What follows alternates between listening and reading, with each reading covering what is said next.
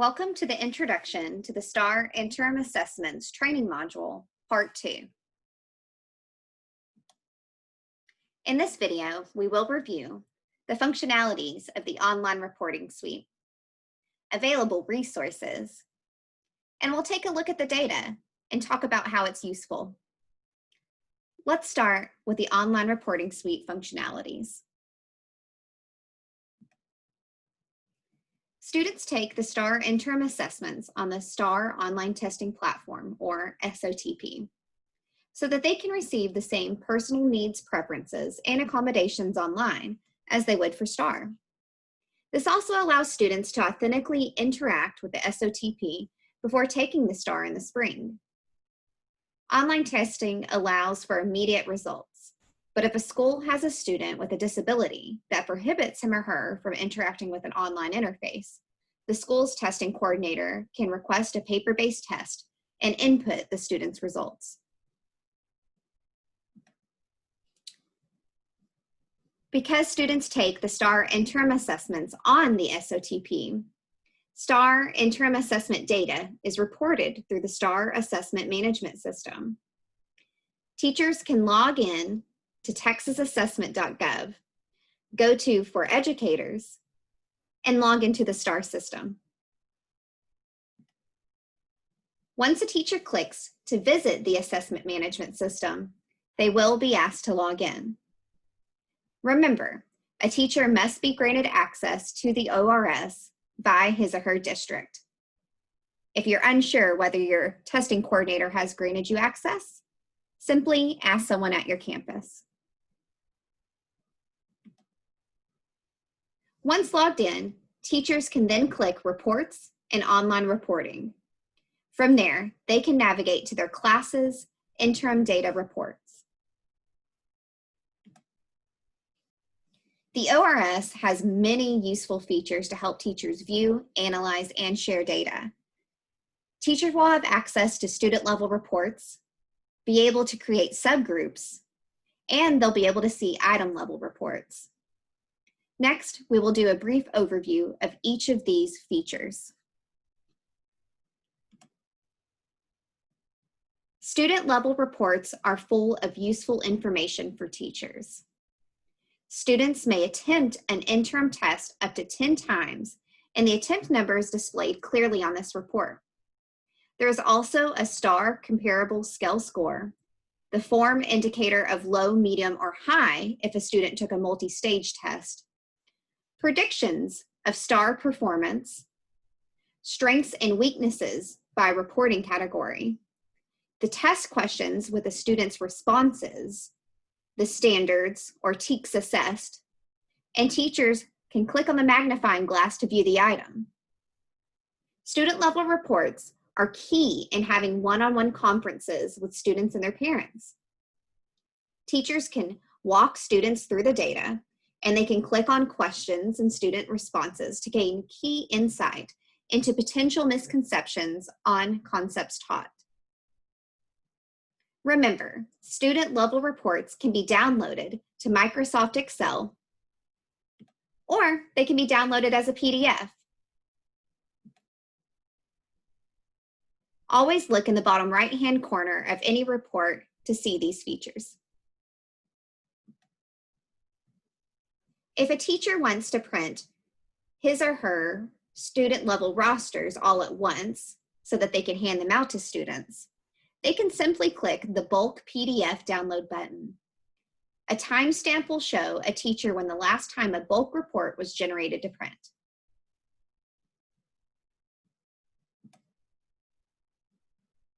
Classrooms consist of many types of learners who are at different points in their academic journeys.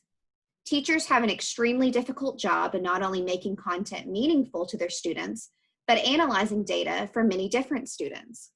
The ORS allows students to be grouped in unlimited ways, and students can belong to multiple groups. For example, a 10th grade English teacher may group students by class period. They may also have a pre-AP group, an English learner group, and a remediation group. As a result, some of these students may overlap between these groups. A testing coordinator will set up a teacher's main group or roster list. From there, a teacher may further group or subgroup students in ways that are meaningful to his or her class arrangement or progress tracking goals, and adjust those subgroups as often as is necessary. Let's take a look at how to create a subgroup. To create a subgroup, a teacher simply logs into their data and clicks the pencil above their roster of students. From there, a teacher can create a subgroup. Lastly, a teacher may add or remove students from this subgroup as often as is needed to support his or her classroom needs and data tracking goals. Based on previous teacher feedback, a new item level report is now available. This report shows how students performed on interim test items so that teachers can make meaningful comparisons across students and student groups. The item level report takes data analysis a step further and allows teachers to view item level information of students within a roster or group. Teachers can quickly determine what TEKS should be retaught and how students in the same group performed on these items. Teachers can also see how students performed in comparison to their campus, district, and even the state.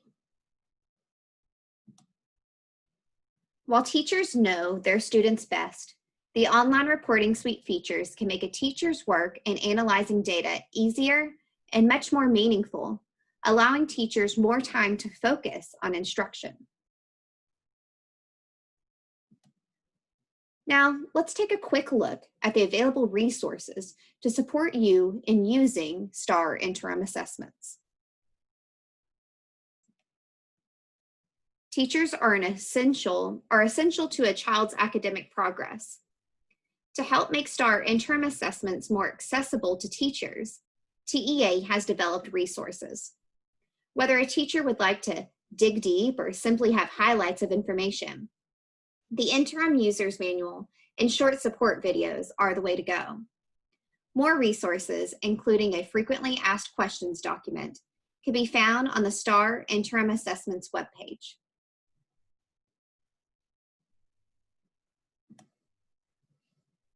A teacher can also visit Section 8 of the Interim User's Manual, Making Sense of Interim Assessments, to see sample data reports, how to read the data, and potential strategies based upon the data presented.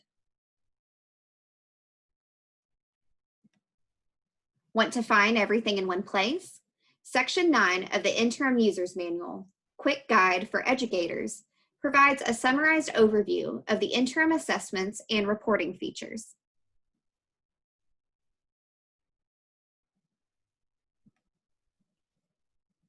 Busy and simply want to learn more? Just watch the short YouTube videos dedicated to interims. Share what interims are with your principal, colleagues, or even parents who you would like to learn more.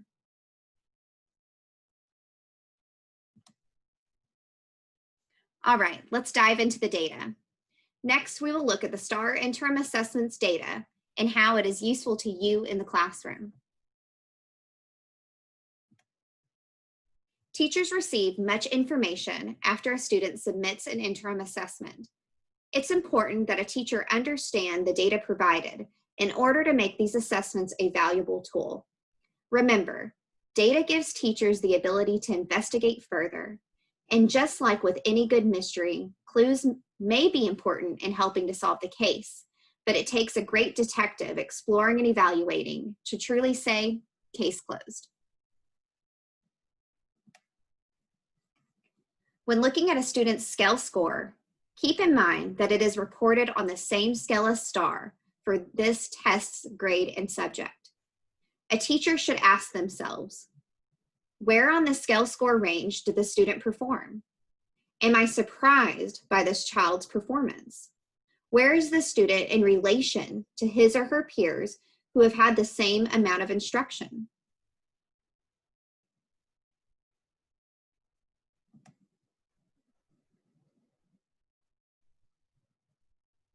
A student report also contains information broken down by reporting category, detailing a student's relative strengths and weaknesses. This means that this information is relative to the individual student, and unlike with the scale score, this is not comparable against other students. A teacher should use the information reported for relative strengths and weaknesses by reporting category to quickly identify if a student is excelling or struggling in a certain category relative to the rest of those categories. If a student performs significantly better in a reporting category compared to others, then it is a strength. If they perform significantly worse, then it is a weakness. And if it is roughly equal, then this will show as neither strength nor weakness. Let's look at some examples to help teachers see how this data is useful. In this example, the student performs significantly better in reporting category 3 in comparison to the other reporting categories, so it is identified as a strength. On the other hand, when looking at the same report, one can see that the student did significantly worse in reporting category 4 than he did in the other reporting categories. Therefore, reporting category 4 is labeled as a weakness. A teacher should review the rest of the data in this student report to understand why this may be a weakness for the student. A teacher may ask the questions, how much of this reporting category has the student been taught? Was the student absent from learning this content and should be retaught? Does this student have a misconception about this content that I should explore further? Sometimes a student will show neither strength nor weakness.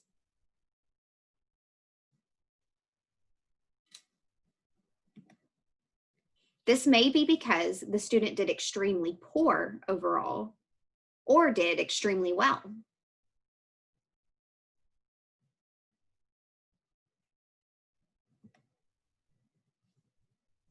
Probability scores show a prediction on how likely a student is to achieve approaches, meets, or masters grade level performance on STAAR.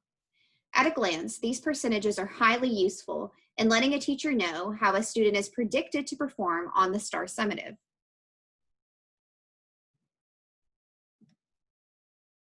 The percentages range from 1% to 99%. While some percentages will give a teacher much information, such as a student getting a 90% chance of achieving masters, others will simply tell the teacher to investigate further. Think about it this way. If the weatherman says there's a 90% chance of rain today, chances are you will grab your umbrella on the way out the door. However, if the weatherman says there's a 40% chance of rain, or even a 50% chance of rain, you may look at your radar or step outside to view the clouds. The takeaway is this: predictions sometimes require a closer look.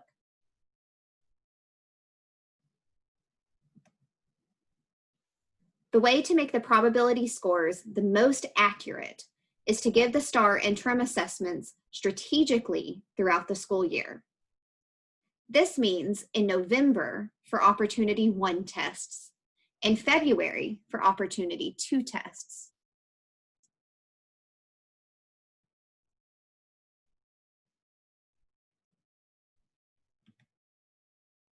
Students may take an interim test up to 10 times.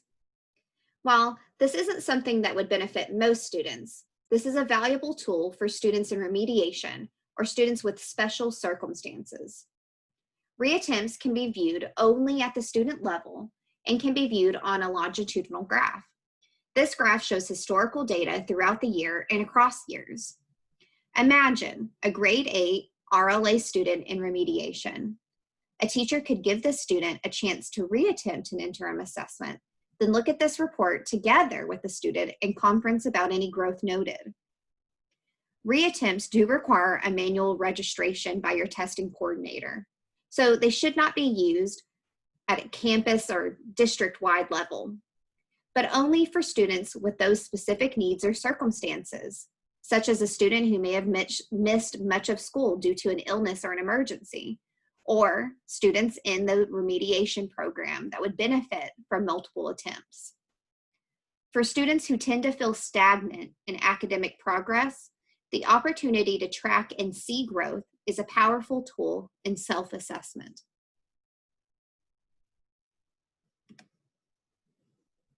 While STAAR interim assessments are not the whole picture, only a collection of clues, it is vital that a teacher understand the data provided to make these interim assessments useful in their classroom. When teachers can support their students, that's worthy of a high five or elbow bump for everyone. In this video, we reviewed the following topics: features of the online reporting suite, available resources, and we looked at how the data is useful. You may review the content in this player using the controls on the player. When you're ready, click the next button to answer a few questions about what was reviewed in this video.